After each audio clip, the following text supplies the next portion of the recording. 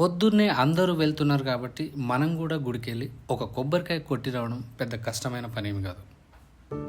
లేకపోతే చాలామంది వెళ్తున్నారు కాబట్టి ఏ ఆటోలోనో బస్సులోనో రైల్లోనో ప్రయాగరాజ్ కుంభమేళకి వెళ్ళి ఒక నదిలో మునిగి రావడం పెద్ద కష్టమైన పనేమి కాదు. కానీ అదే పని కోట్లాది మందిలో ఏ ఒక్కరో ఇద్దరో చేసేలా చాలా హానెస్ట్గా చేయడం చాలా కష్టమైన పని. ఉదాహరణకు అక్రమాస్తులను పోగేసే వాళ్ళని దేవుడి గుడిలోకి రానివ్వకూడదు అని ఒక నియమ నిబంధన పెట్టి చూడండి. అక్రమ సంబంధాలు కలిగిన వాళ్ళని దేవుడి గుడిలోకి రానివ్వకూడదు అని చెప్పి చూడండి.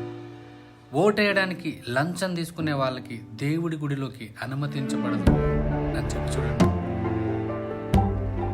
ఇక్కడ ఒక్కడు కూడా గుళ్ళు, గోపురాలు, చర్చిలు, మసీదుల చుట్టూ దరిదాపులలో కనపడదు. అసలు దేవుడు అనే కాన్సెప్టే ఎగ్జిస్ట్ అవ్వదప్పుడు.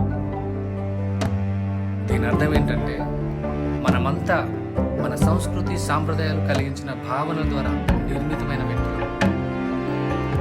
మనమందరం మనలా తప్పులు చేసే వాళ్ళ మధ్యనే బతకడానికి ఇష్టపడతాం. ఎందుకంటే అక్కడ మనల్ని నువ్వు తప్పు చేస్తున్నావు అని వేలెత్తి చూపించే ఒక్కడు ఉండడు. ఒక్కడంటే ఒక్కడు కూడా ఉండడు. అయినా ఒక్కడు చేస్తే తప్పు కానీ మొత్తం సమాజం చేస్తే తప్పు ఎలా అవుతుంది అని అనుకుంటాం. నిజమే కదా. ఊరంతా దొంగలున్న ఒక దొంగల ఊరిలో ఎవడైనా తాను దొంగ అని సిగ్గుపడతాడా చెప్పండి? ఎవడు సిగ్గుపడు. మనలో పొరపాటున ఎవడైనా ఒక్కడు తన సొంత వ్యక్తిగత అనుభవాల ద్వారా ఏర్పరచుకున్న భావనలతో బతికితే మాత్రం ఇంకా వాడి పని అంతే. బాటం లైన్ ఏంటంటే సుబ్బారావుస్, ఈ ప్రపంచంలో మనిషికి ఏది ఎమర్జెన్సీ అయితే దాని విలువ అమాంతం పెరిగిపోతుంది. దీన్నే ఎకనామిస్టులు, బిజినెస్ మ్యాన్లు డిమాండ్ని బట్టి ధర అంటారు.